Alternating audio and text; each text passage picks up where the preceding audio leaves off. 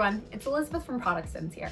I have evaluated small companies, I've evaluated the large companies, they all have the same problem. For example, I'm just thinking about big commerce. They just went public. They could do a much better job of exporting a previous marketplace. They could do a great job of filling in that information for me initially so that I can imagine what that end success product is. And that's super, super fascinating because it means that no matter how many resources you have, if you don't get that first time coming onto the platform right, then you've just lost that customer, that prospect. So what did it matter if your customer acquisition cost was so low initially? You're bringing customers on and then they're going straight off.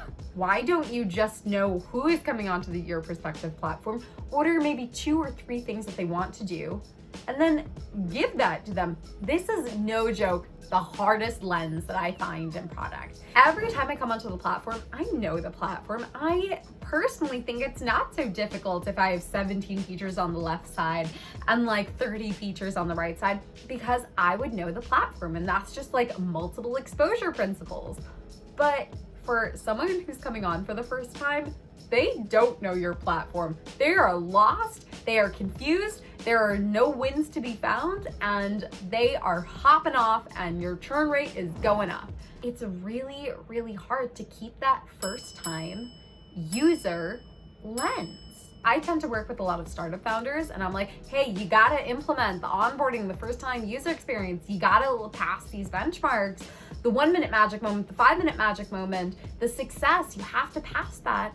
And they're like, yes, agreed. How do I pass that? And I'm like, you have to talk to users.